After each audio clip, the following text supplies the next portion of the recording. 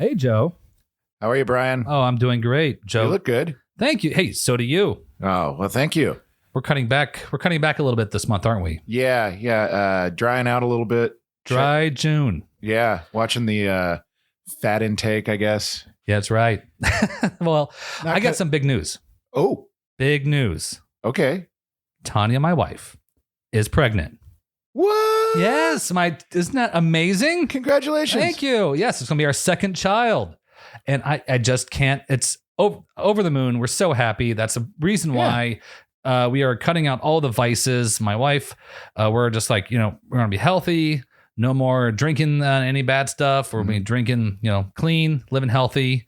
And it's a good opportunity for me because if she has to do it, I feel like I should have to do it. Right. She's my ride or die. And so we're going to be doing that. Well, I will take this grocery sack of opiates back home with me. I was going to drop them off, but yeah. But I want to tell you the story. Okay. So Tanya comes up to me and she goes, I think I need a pregnancy test. I go, oh, okay. So I go to the grocery store, as you do, and pick up some stuff, some groceries, and also pick up a pregnancy test from the pharmacy. Now, I don't know if you know this, Joe, but they keep the pregnancy tests, like the more expensive ones, like the name brand ones, in a plastic security thing. Like it's inside a box that you have to use a magnet to open. Gotcha. Like security. Do you know what I'm talking about? I do. I don't know specifically for pregnancy tests, but I know razors have gotten so expensive. They're often, is it this kind of like the same kind of idea, right? So you get it. Yeah. So I'm in the checkout line of the grocery store and I have all my stuff out there, and the cashier is trying to open the thing, but it's not opening up because sometimes they don't open up so good. She's really trying. She's struggling hard, and I'm just kind of standing there. And the person standing behind me, I swear to God, the person standing behind me goes, "Well, that's a bad omen." This woman, I'm standing there, and she goes, she had to be like maybe early 50s, mid 50s. She goes, "Well, that's a bad omen." And I go, "What?" Excuse me? I'm just like, yeah, I guess. And I was kind of flabbergasted, but I was also trying to let it roll off my back. I was just, me, I'm pretty kind of like just kind of joking around. Okay, they're just joking around. No big deal. I'm like, oh yeah, no, I guess it is a bad omen. I'll be sure to make sure to not tell my wife about this omen situation when I take this to her. Because I was like, I wanted to make sure I mentioned my wife. Like, this isn't for just some random person. This is for my wife, who I'm committed to. It's instead of Uber Eats, it's Uber pregnancy tests, Uber EPTs. So she's like, "That's a bad omen," and the cashier is still struggling to open up the thing, and she goes. Again, after that, I go, "Yeah, well, I'm not going to, I'll make sure to leave this part out. I want to take that home to my wife." And the woman goes, "That's just such a dirty habit." She goes, "That's a dirty habit." My eyebrows shoot right up. I go, "What?" And so at that point, the cashier is like running to a different, a place to like open up the thing. I turn her, she keeps talking to me. She's like, "Just a dirty habit." And I'm like, well, I don't know what to tell you. She's like, "I just can't believe in this day and age, people are still smoking." And I look at her and I go, "I'm not buying cigarettes." And she goes, "You're not? Then what is that?" Like pointing to the thing. And I go, "It's a pregnancy test." And the pure shock and horror out of her face when she said that, when I said that to her, was just, oh my God. She like peered to, it was like 1,000-yard stare of shame and embarrassment. I've never seen a foot and mouth moment where a person face plants with a foot in their mouth. And I swear to God, she goes, that's a very personal thing, isn't it?" I go, "Yeah, it's a very personal thing that you're asking me about while I'm on the checkout line of this grocery store." And, but yeah, she thought I was buying cigarettes. Well, that'll teach her to look over people's shoulders while they're buying groceries. The audacity. Yes. The audacity to we've been to grocery stores before. The idea of like me commenting on what people are buying. Yeah. Wow. The audacity of that. Can you believe that? I can, because it confirms my insecurity of being judged while I'm in the grocery store line. It does, doesn't it? Yeah. I have a brief story if you have time. Oh, hold on. Before I do that, I did have one more line. Okay. Because she was very ashamed. She was embarrassed, and she should be, because that's very inappropriate. And then besides, if I was buying cigarettes, that's none of her business. Yeah. That's like, even if I was, why are you commenting on this? This has nothing to do with you. And so she just walked into the situation, and I'm laughing, right? I'm like, that's a pregnancy test. And she's like, oh my God. I'm like, I know, right? What you're doing is very inappropriate. And I swear out loud, I said this. I go, when you said it was a dirty habit, I swear to God, all I could think about was, I'm just trying to grow my family. And she goes, good day to you. And I'm like, hold on. No. You inserted yourself into my life, into my existence. Yeah. And now you want me to leave you alone. No. Now we're going to write this out. Did you turn around and judge the items in her cart? Oh my gosh. No, I did not. But, just like, I'm checking out cigarettes, turns out it's a pregnancy test. She has this, oh my God, shock and horror. I really think I should remake this moment into like a short film. Yes. Because she said, I remember as I leave, she's like, well, you have a story to tell, I guess your family of, I'm like, oh, I'm going to be telling this story. I might make a short film out of this. I told everybody when we went home, the pregnancy test came back positive. Quite frankly, this will be the story for the whole pregnancy. Yeah. Well, if she hadn't finished that thought and the test was positive, would you have been like, is this the omen? I mean, yeah, it's just the omen. Can you imagine that? Thinking like someone is buying a pregnancy test and like, that's a bad omen. It's not opening. Like, what the hell is that supposed to mean? Oh, she had to go back to her car and reevaluate everything she said when she said that's a bad omen. Like, oh my God, what have I done? If she's a decent person, she did. Yeah. I think she's just one of those high and mighty types who maybe feel like telling somebody not to smoke is doing the public a good of some kind, even though it's very invasive and very none of your business. And I think, but she must have like a goodness to her because of that. And then she had to go back into her car and be like, face palm, double face palm in her hand. Oh my God. I said it was a bad omen. I hope everything works out really well. Imagine if it didn't. I mean, that's just horrifying. I'd have followed her to her car and be like, you drive that? That's a death trap. Pollutes an awful lot. I've seen the CO2 ratings on that. Yeah. Let me judge your stuff that you buy. Yeah. Follow her home. Be like, oh, you didn't take a shortcut. Yeah, you burning even more gas. Smogging up Lawrence. Yeah. Okay, so did you have a story about a grocery line checkout? I do. So a few years back, a young lady who also performed at Comedy City with me was collecting Band-Aids for a children's Band-Aid drive. I guess at children's hospitals, they just have the boring old tan Band-Aids or adhesive bandages. I guess Band-Aid's a brand name. And I'm giving them too much pub. Yeah. Anyway, I'm going to keep saying Band-Aid because it's easier. Well, but now they're going to spike in value. Now everyone's going to know what a Band-Aid is now. You're welcome, Johnson & Johnson. Yeah. Before this airs, let's go buy some J&J stock. So anyway, so I see her at Comedy City. I'm like, hey, did you collect as many Band-Aids as you wanted? She's like, oh, we could always collect more. And I looked at the clock and I was like, hey, yeah, you know what? I'll run to the store. I'll get you a few boxes. And so, without really realizing that it's 11 o'clock at night and I'm walking into a grocery store by myself and going straight to the pharmacy department and just kind of like picking up some random boxes of children's Band-Aids until I basically can't carry anymore. So I've got an armful of nothing but children's Band-Aid boxes and I'm not even thinking about it. And I go over to the checkout counter and they all just kind of flop out onto the conveyor belt. And then it hits me, the expression on the clerk's face as he looks at me as nothing but 10 boxes of children's Band-Aids come out of my arm at 11 o'clock on a Friday night. And I'm like, do I say anything? No, wait till he says something. And then he just goes, you having a slumber party? And I look at him like, what about this says slumber party to you? In the moment, I didn't think of anything this clever, but I should have been like, yes. And our activity tonight was kiddie pools full of broken glass. Yes. Mm-hmm.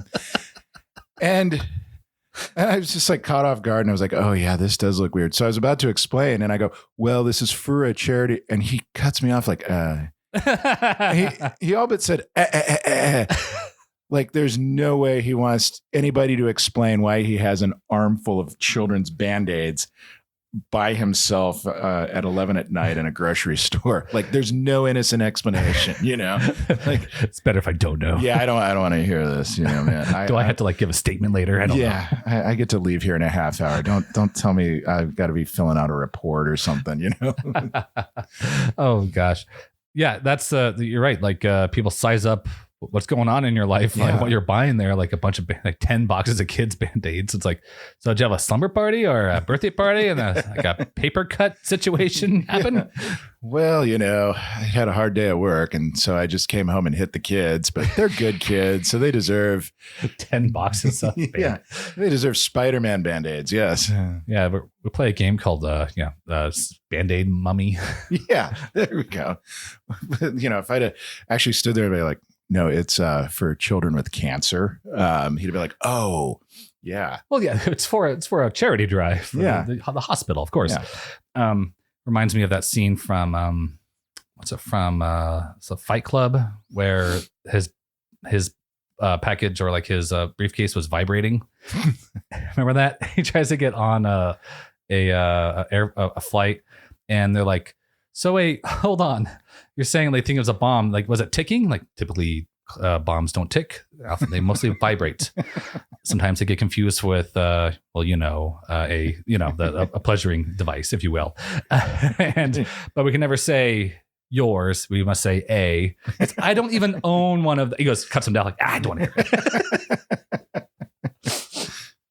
But so kid on the way now. That's great. Congratulations. And I have now that story to tell, and it's nice to get that off my chest to talk about that. So are we going to lose our recording studio to another kids' room? Or yes, we are. This is going to be.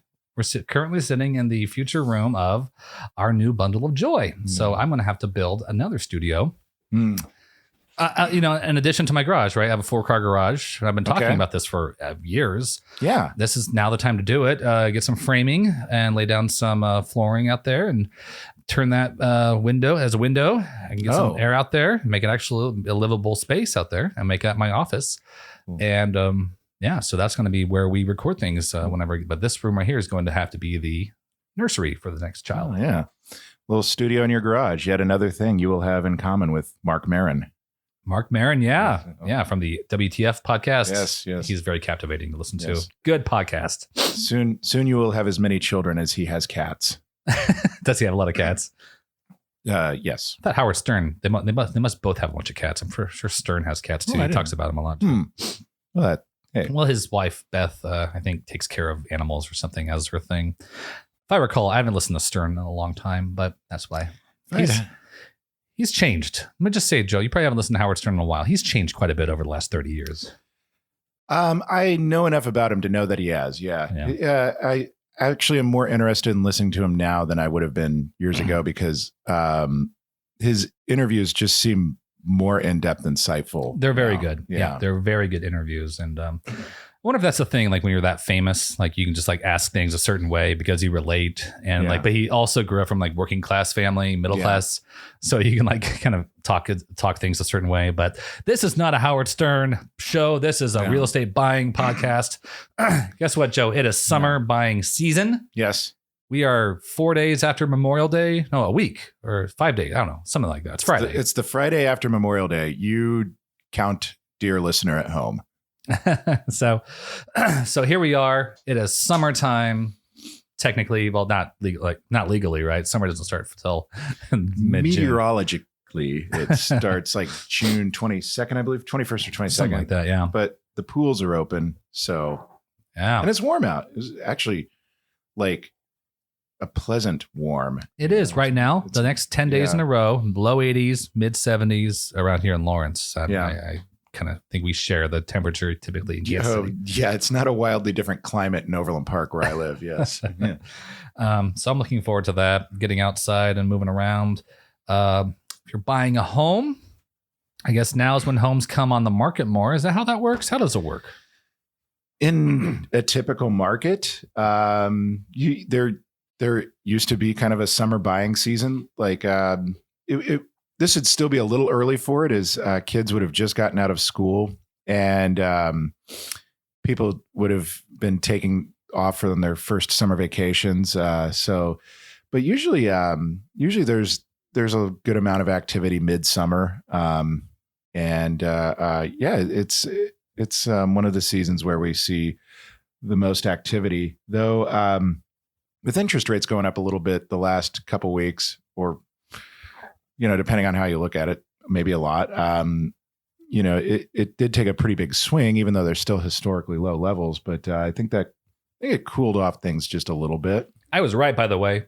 Yes. I was right. I called it. Yes. Go back, listen to the previous episodes about this. My plan was always my plan, right? Was to sell this house, take the money, put it into an ETF or some sort of investment. Then we go live in a 2-bedroom and wait for these prices to correct. And then, because, when you sell a house, you make your $100,000, whatever it is. Right. You're buying a new house as a down payment in the market, in the same high market. Right. My plan to get around that was to cash out, put it into some sort of interest-bearing account, go live in some really crappy apartment that is, made for college kids or something. I don't know. And like $600 a month for 2 bedrooms. The nicest stuff, right? Here in Lawrence. All beanbag furniture. Yes. Yes. And then wait out this market, this home prices market correct. And then I can re-enter the market with that, nest egg or whatever it is, and put a down payment on the next house, because a house that was once $500,000 as I sit here could be in a year from now drop a lot in price, because I feel like we're due for something like that to happen. Yeah. And this is not the bottom of the market, so you still could. I mean, unless I'm really wrong and like this was some weird false bottom we found. I think we are on the way down a little bit further. That's just a educated guess. Yeah, it'll be there'll be a bit of a pullback, but it won't be a crash. You don't think so? The last crash was driven by the bad loans and bad debt were such a factor in that crash, and they're not as prevalent this time. Yeah, that seems like that sets that apart, right? Because people were abusing the banks. Everyone was a lot of shared faults there, but let's just say loans were in the hands of people. Loans were like in a situation that were just like, as the interest rates went up, then the prices went up, and people could not absorb that kind of increase. That's true. And it's why you don't see a lot of people buy homes with adjustable rate mortgages anymore. It was people who got in the home and just like after 3 months were out of money because they were doing stated income loans instead of verification on 2 years of tax records and pay stubs and all that stuff. Yeah. You basically just tell your loan officer, I make $500K a year. And says here you work at Quick Trip. Yeah. Do you own the Quick Trip? No, but do you know my earning potential? I sell the hot dogs out the back door on the side. Yeah. These are hot dogs. You make $500,000 selling hot dogs? Yes. Okay. It's like Norm Macdonald. Yeah, they could jack up the price on those hot dogs. It's one of those things you eat it and you're just like, I wish I didn't know I liked this. Yes. It's like I go in there one day, $28. I don't like it, but I'm still buying one. That stated income was wild, man. That was wild. Like the idea of like allowing somebody just to walk in, like, I want $300,000. How much do you make? $1 million. Right. Yeah. Are you nuts? Okay. That's fraud. I'm like, I don't care. Yeah. It was a form of fraud where it's like, you know what? Just commit a little fraud right now. How could I not trust you? Yes. But when I bought my house, though, 5 years ago, I remember it was like, I assumed it was always like, the 2 years of income, like 2 years of tax returns, pay stubs that went back. I think I had like to verify my income for like, it was W-2 income too. It wasn't just like contract income. I had to like verify W-2 income for at least a year or two. Wow. And credit score check and all that. And I mean, I was like, fair enough. You're giving me a couple $100,000, I would assume you want to Yeah. make sure this works out. Yeah.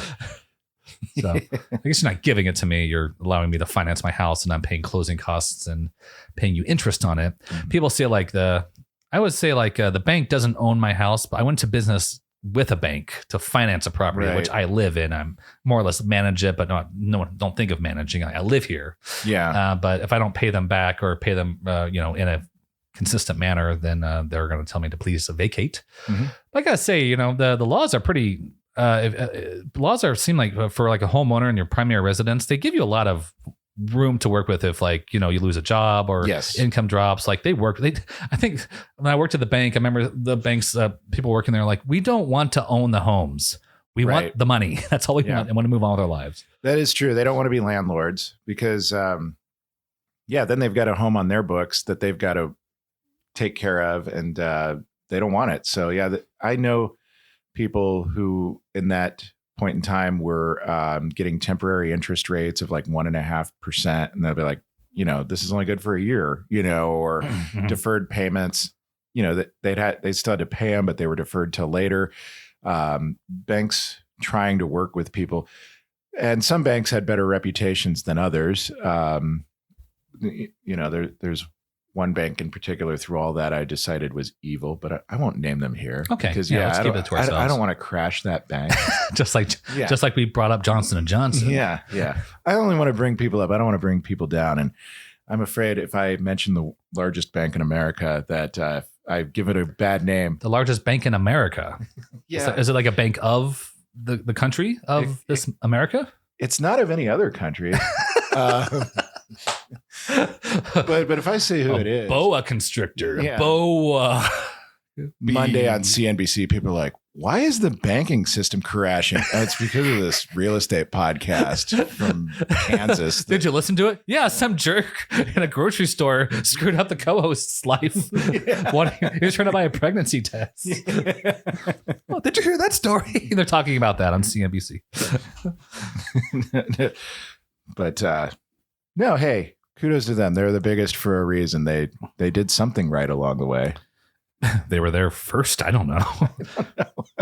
I don't know. Honestly, I don't know. But that's the way it is. Here we are. And so, that brings us to, it's prices, the way the housing market is right now. So I think I saw the numbers get as low as 2.75 or 2.8% in terms of 30-year fixed mortgages. I see now, I think I checked recently, it's around the upper fours. Seems like it can It's into dip. the fives. It's in the fives now? For 30s, yeah. Oh my gosh. Okay. Yeah. And and what that does is people are thinking to themselves like, a 2.5% or 3.5%. Like I can buy a house for $300,000 at 3.5% versus the same house, which is now 5%. Like, okay, now I'm not quite double, but like 80% higher interest rate than what I'm paying for it. Right. And over the course of 30 years of paying for that, like what was once when you factor into that, like $300,000, and on top of that, I think I've done the math, like the interest rate on top of that is like close to another $300,000 over 30 years of interest. I'll check my math on that. Yeah. Give or take. So if you think about like if you buy a $300,000 house at 5%, it's even higher than that. Right. And it's a tough pill to swallow to think my house costs $300,000, but over 30 years I'm going to be paying over $700,000 or $600,000 or $700,000 when it's all said and done. And you think to yourself like, well, I'm not going to make any money on this. I'm going to have my property that I want to live in. Am I better off just taking that monthly payment and putting it into like an ETF or an index fund and letting it work for me that way and renting a 1 or 2 bedroom apartment for $900 a month or $1,100 a month or something like that, Well, the way to look at that is that $900 to $1,100 a month you're spending on an apartment, which good luck finding one under $1,100, but especially 2 bedrooms. But that's no equity. You'll get 0 of that back, at least if, assuming inflation is on your side and appreciation, and then you're just equity, when you sell your house at some point, at least you'll have something, So that is like kind of the math, right? So let's just use $1,000. You're right. Good luck finding. Let's just say you're buyer. This isn't for like a family. I'm not going to put my 4 people into like a studio apartment and be like, no. Like if that's your situation, I guess fine. But I'm trying to put myself in like a 2-bed kind of situation. Like it's $1,000 a month, no equity, but it could be like a $2,000 mortgage payment. that $1,000 that you would go to that $1,000 would now go into an investment of some kind. And would that pay you off more? And then it also like the question is, how do you want to live your life? Do you want to live in a house or do you want to live in an apartment? Yeah, that would take quite a bit of financial discipline. Good for you if you can do it. You may come out ahead that way. But yeah, that's just how do you want to live it? I mean, I guess that's that situation when as the interest rates go up, that's going to be more and more. It's going to cost you more. It's just going to cost more to buy a house. It is.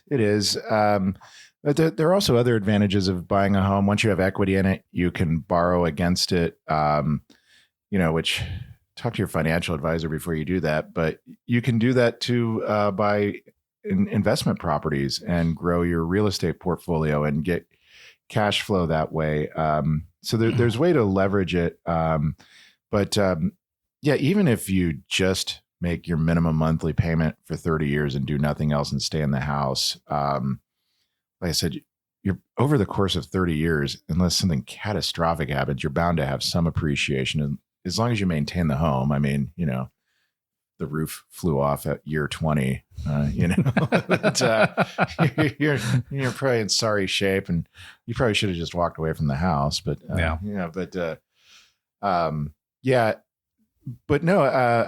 kind of done the same calculus myself because I am currently a renter and I look at the difference between what a mortgage payment would be for the houses I want versus my rent. And it's like, well, I can put the difference into stocks, I can put the difference into bonds. I could, play roulette with it. Always a good idea too. Yeah. We have casinos here. Yeah. It was something my parents really encouraged. I think Warren Buffett talked about that as well. Yes. Yeah. Buffett on roulette. Yes. Yes.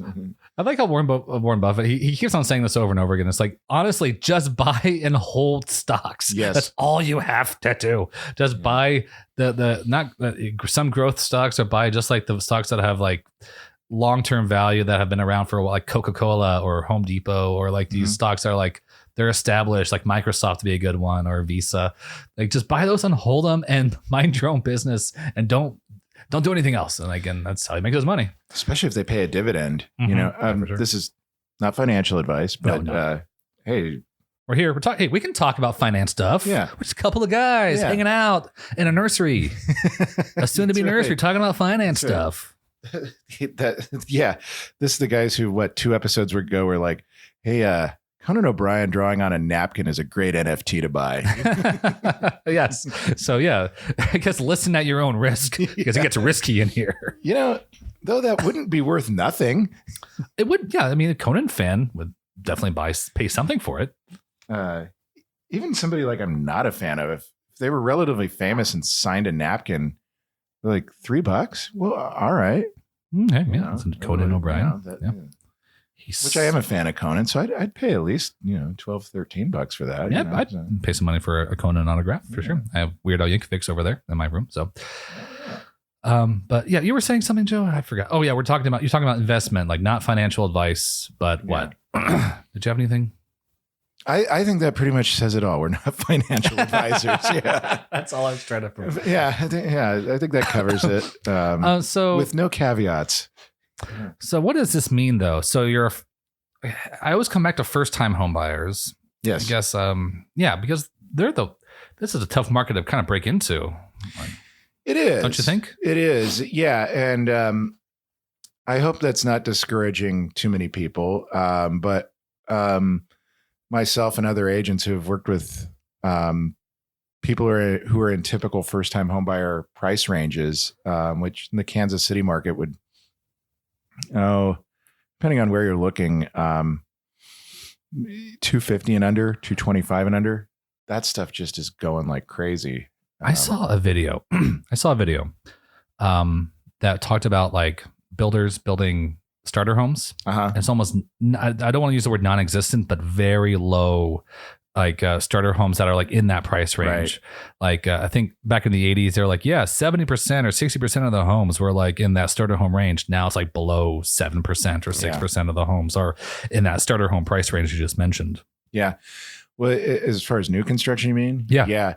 Well, it's so tough with the material costs. The builders would do it because there's a huge demand for it right now. They would build to fill the demand, but material costs just being what they are, there's a certain square footage where your per square foot costs just start to go back up, because it's even if you have just one bathroom, that one bathroom still costs you as much in a 1,000 square foot home as in a 1,300 square foot home. And things like permits are pretty much the same. I think they vary a little bit by square footage. I've never bought a building permit myself, but my understanding is, like on the homes I'm selling out in Gardner, that they're about $20,000 just in permits to get the house. So there's a certain point where you're amortizing that over square feet, where your per square foot costs begin to go back up. Wow. So is that like diminishing returns? Is that the phrase for that? Or I think that would be an accurate way to put it. So there's kind of a tipping point. It's looking like the smallest new homes I'm seeing are like 1,300 square foot ranches. I think if you start to go below that, it doesn't make sense to buy permits, or materials at all. And that's a pretty small house, and 1,500 is a lot more common, kind of a starting point. So under 250, yeah, that's the house I have right now, I think, what was it, like 2016? It was 272. Thereabouts. If you were there, you helped me there. Yeah, and you'd remember better than I would. And if you want to tell people how much you paid for your house, it's public information. Yeah, I guess. Yeah. Most nerds don't go looking for it, though. Well, okay. This is a real estate podcast, but I'll tell you the numbers. It was 272. And I'm like, so... But we were always joking, but this was the first house we bought, but we put off buying a house for so long. Yeah. And Tanya and I think Tanya was pregnant with our first child. Yes. And that was kind of like the moment we decided, we're like, okay, we got to get kind of serious about the home buying situation, because here we are, the family is growing, and how we're going to, versus like, which, you can raise a family just fine in family friendly kind of apartment complexes, not like a college, like geared towards college kids or whatever. There's plenty of like, I think Vladimir would probably he'd prefer to live in like an apartment complex like we used to live at, with a pool and like next to a playground and everything. He seems to have fun when he comes to my apartment, but he certainly does. You usually buy him a new toy to distract him every time you come over. Yeah, he likes going to your house because we had to buy your apartment, so we had to get him a toy. Yeah. But yeah, this was it was funny because like that number 270 number was like the idea of like that being a first time home buyer. We would laugh like, I can't believe our first home we bought is this, and now the price you just dropped, like 250 territory, like now that is the first time home buyer price at this point. Yeah. If you bear with me, I actually have the Kansas City multiple list service open, and I'll just the Major League Soccer service. Yes. I'll do Overland Park. So active Overland Park. Oh geez, only 13 houses. Oh God. Nothing 275 or below. Jeez. 279 will get you a 2-bedroom house. Okay. So 2-bedroom. When was it built? It was built in 2003. Okay. And it's 1,239 square feet.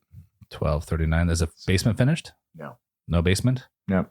So you have a 4-car walkout finished basement that you bought for $272.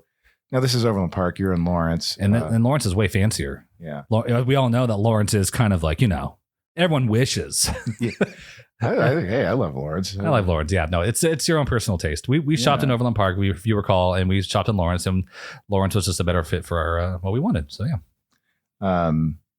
I think about moving back to Lawrence from time to time. It's just, once you move away, it's like, nothing's near it anymore. So there's nothing for 275, but for 297 in Lawrence, you can buy a 3-bedroom split level with a 2-car garage. No, thank you. Why do people hate split levels so much? And why do I didn't care, but until I was told that I should start caring. What's up with that? Well, thanks for driving away all of our split level listeners. But, if you like split levels, I've seen some very nice split levels. No, that's the thing, is I thought they were fine. They've They've actually come back into style. There was a point where the word split level equaled cheap.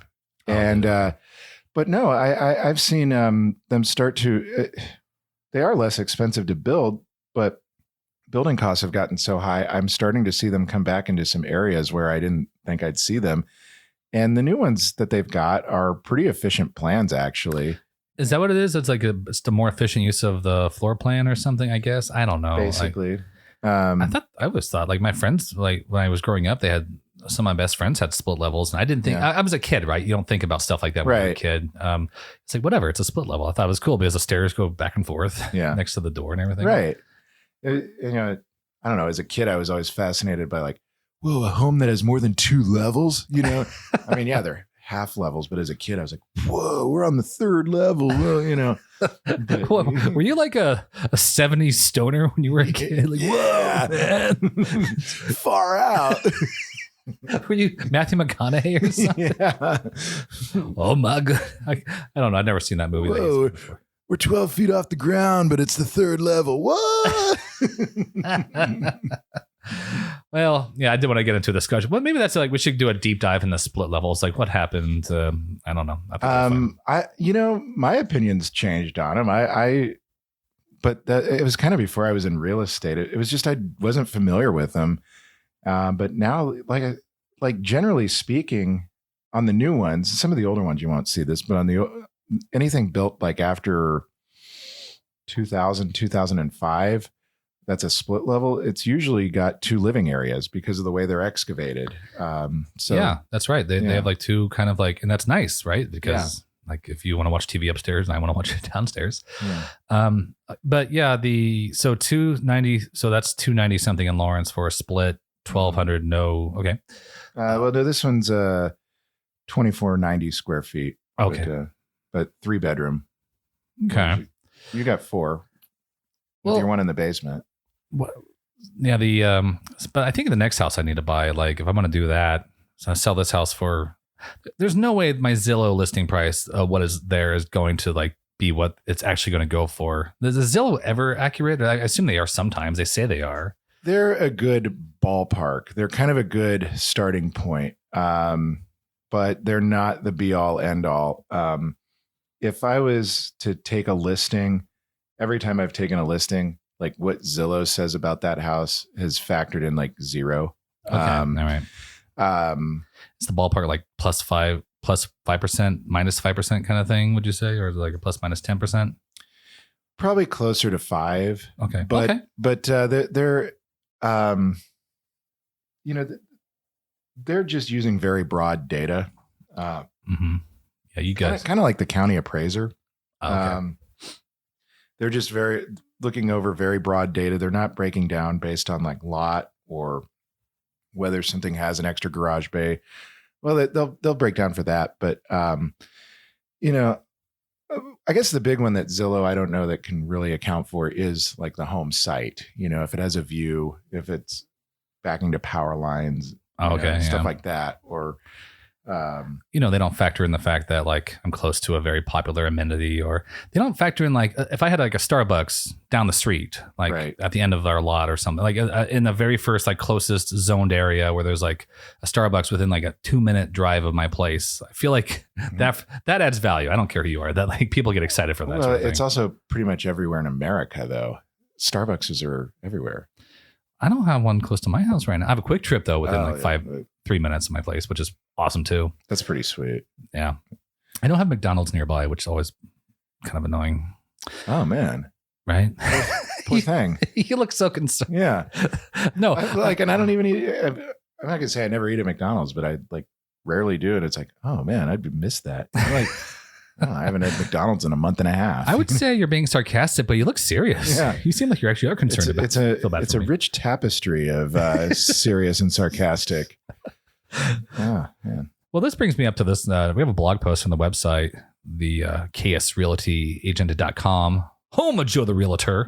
Thank you, Bryan. Joe the Realtor website. Yes. And there's a blog post on there called The Hard Truth About Selling Your Home for Top Dollar. Mhm. A lot of opportunities here because, like I was talking about the Zillow list price that I have for my house, what do I got to do to hit that number? Like, can I hit that number? I guess if you find a buyer who wants to spend that money, you can do it. But that's the thing. Yeah.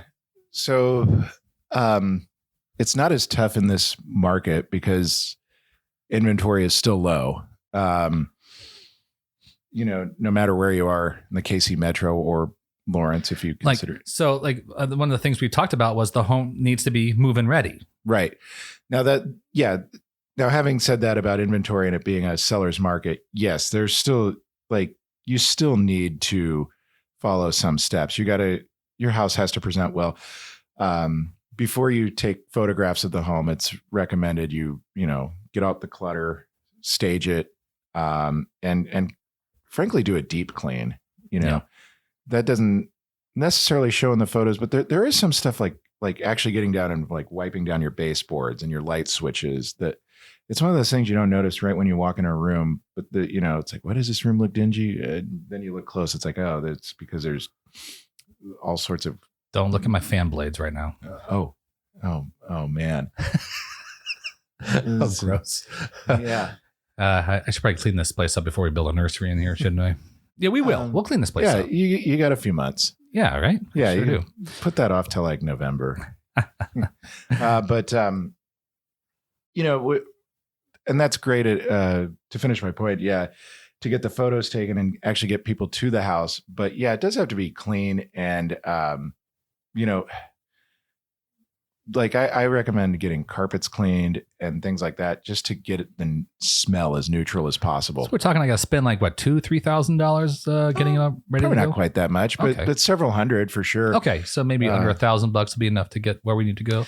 It depends on what your situation is, but I'm trying to think of averages, like maybe a couple $100. Maybe we'll see what the situation is. But yeah, if the carpets need cleaning, that's. It just depending on how big the house is, that's at least going to be $300. Now, do you pay that as the real estate agent? Do you clean their house for them? Do you pay for that? I don't. Okay. I don't. But I do pay for the photos.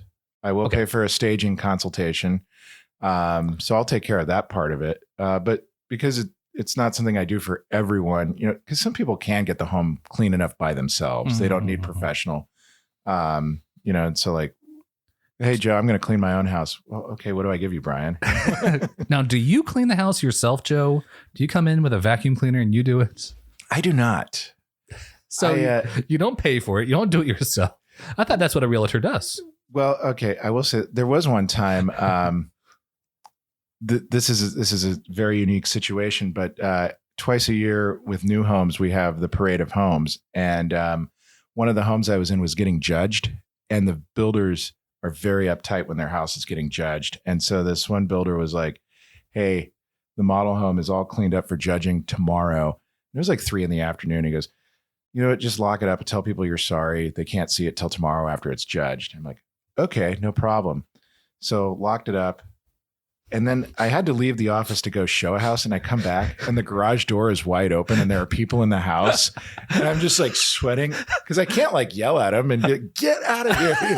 But I guess the door hadn't latched. Oh no. And so I'm like, do I call the builder and tell him? And so I went to the house. It looked like spotless, except you could tell they'd walked on the carpet. Ah. So I went home, got my vacuum and vacuumed. Oh my gosh. It was just the bedrooms, but I did it, and then I was like, the next morning I was like, I should just be honest. So I told him,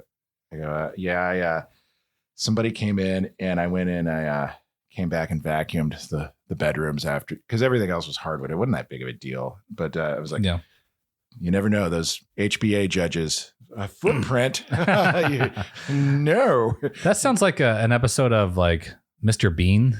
Well, what's funny is when I told this builder that, he goes, oh, I came by and checked in the house this morning and I walked in all the rooms. I'm like, oh man. He just starts cracking up. He's like, oh, I didn't even think about that. He's like, well, I'm here and I don't have my vacuum now. So. Oh, that's funny. Yeah. Oh, well, I'm glad you're committed. You are committed to, your clients and your builders and the people. Like you are a stand-up realtor. Well, yeah. So I don't want to make a blanket statement like I'll vacuum your house, but if something like comes up and it's like, I can solve a problem with my vacuum. Okay, I'll do it, you know. But I like, so you go in there and the vacuum, you start vacuuming, and then something like the vacuum breaks and dust flies everywhere. And now you have to like dust the room, but then like you break a mirror, and then like this big like comedy of errors starts happening, like Mr. Bean style. And then you're trying to fix everything that keeps falling apart. eventually the house is just in flames. And you're like, and then that cuts to you. You're like in the middle of the smut and all the stuff. The soot, not the smut, the soot. Well, that'd be another problem. Yeah, that's another problem. Like, yeah, you're like a cartoon character. Your face is all like your shirt's like tethered and everything, and you're holding the keys. Like, I got the house ready for you. Yeah. What? Why is it all charred inside? I guess it's basically what I just described is the opening scene to Dumb and Dumber, where like dogs need to get primped and like they're just covered in mustard by the time they get to the person.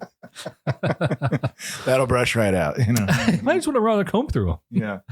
So, but yeah, okay. So selling your home for top dollar, cleaning up, declutter. The real estate agent does not clean the carpet themselves. You need to hire a professional, or if maybe you have your own like shop vac or your own cleaning supply, you can do it yourself.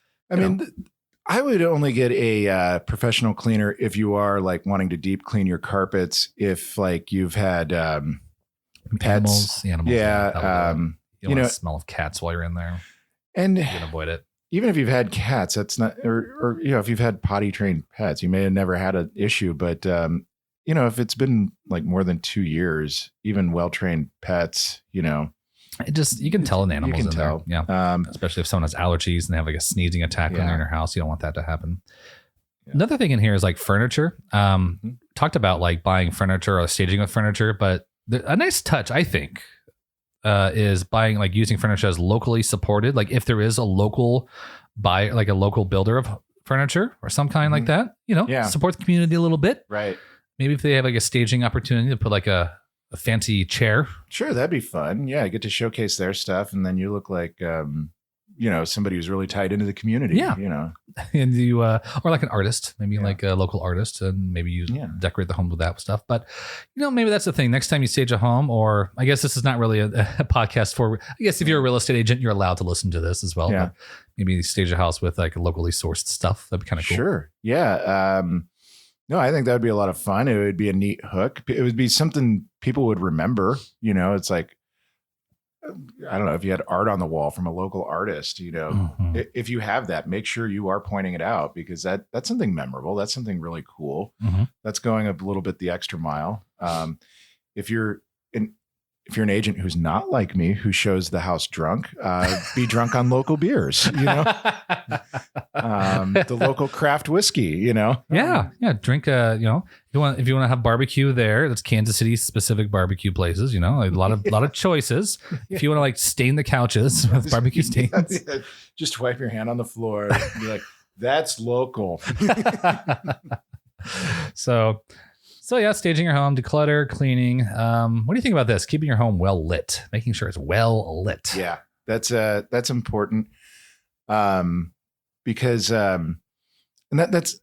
just a well lit home is more inviting, and it's something to be conscientious of. In our part of the country, we have greatly changing weather. If it's been sunny for 3 days and you've got 3 showings that day and it's overcast, well, you may want to turn on some more lamps or something in the house, open shades you wouldn't normally open, things like that. Just be mindful of that. So, and this is where, when you're selling your house and for top dollar, or trying to get the most out of your, the value out of your house, this is where I think, Joe, I think you come in very handy. Real estate agents do a lot, realtors do a lot. But my favorite thing about Joe, in addition to his impressions, which are very good, but he does the negotiation for you. Yeah. Skilled negotiator, aren't you? I think so. You dabble? Yeah, I dabble. I try to be careful what I say, because a lot of times the people who are like, I love negotiating, I'm so good at it, the people who like wear that on their sleeve are usually the worst negotiators. It's like, oh, good point. Yeah. You just want to, well, I mean, it's one of those things too. Like you've been doing real estate work for so long. Yeah. It's just kind of one of those things you get good at, or you get accustomed to, I should say. Like It's a thing you understand. And do you like negotiating for sellers or buyers, or you like homes in general? I do. And it's, like a good example is about a year ago, I had some buyers that were buying a home, and they had looked at 2 or 3 other homes in this neighborhood where they had found the home they ended up buying. And it was a Thursday and it was raining, and I realized not many people were looking at the house, and we had missed out on a couple other houses. And I go, hey guys, let's go this amount over the asking price and just tell them, here it is. We're paying more than you're asking. Shut it down. Don't show it this weekend. But there's a very diplomatic way you have to say that. It sounds like I negotiated against my own buyers by going over asking price, but the way homes were selling in that neighborhood, it was going to go over asking price, and we didn't want to miss it. And so we just jumped to that. And then there was a bit of diplomacy with the seller's agent to be like, look, hey, we strongly suggest Mm-hmm. I'm playing it up a little bit. I didn't put it this way. There's a way because real estate agents, they understand it, which is one reason why you want a realtor in your corner.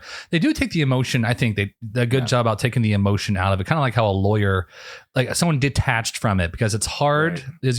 If you're like me, like it's your home and you're kind of emotionally connected to it, you need someone who can like, look, we're talking numbers over here. So we got to be kind of detached from that a little bit. That's where you come in. Right. Do you think that's a good way to think about that? Yeah. And being in the house, this was a seller that had left up a lot of family photos, and we could tell it was a big family that they had lived in the home for some time, probably not the whole time they had kids, but for some time, and we're attached to it. And this was an important home. So I didn't want to come on too strong.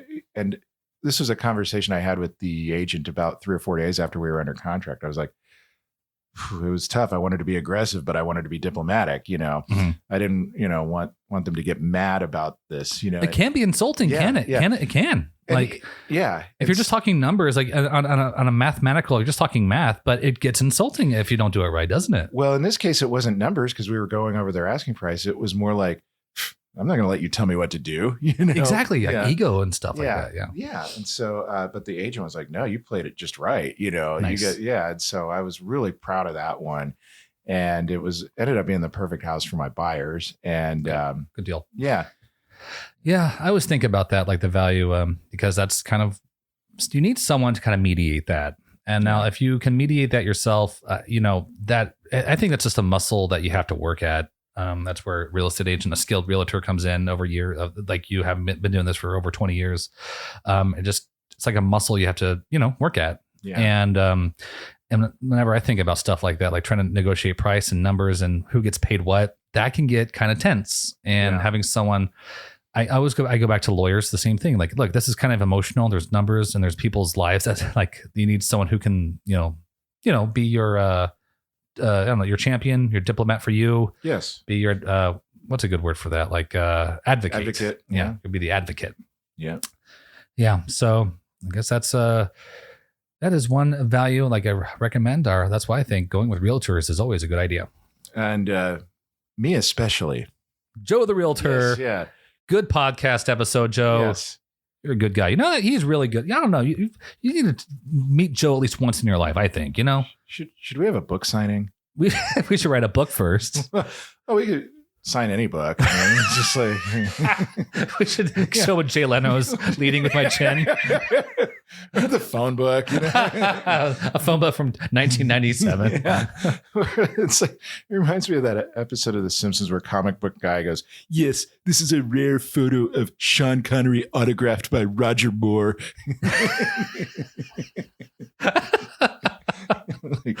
like people going home with like, yeah, this is my Stephen King book autographed by Joe Stevenson.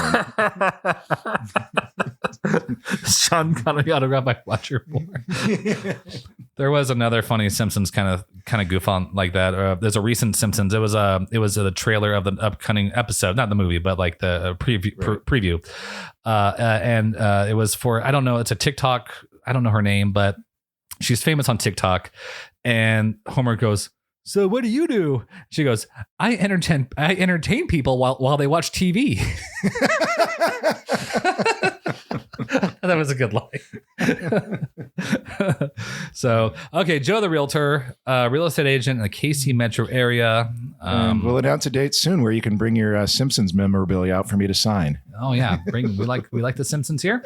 Yeah. Like, share, subscribe to this podcast. If you made it here to the end, thank you for listening. Yeah. Share, like, subscribe, and what else? Go to website ksrealtyagent.com. Also, if you find Joe, I think you're on Facebook as well. Search Joe Facebook, Stevenson. Yeah, the company I'm with is Weichert Realtors Welch and Company in Overland Park. So you can find me there. Okay. That was 1 hour in. Thank you for listening to the Kansas City Real Estate Podcast. Bye.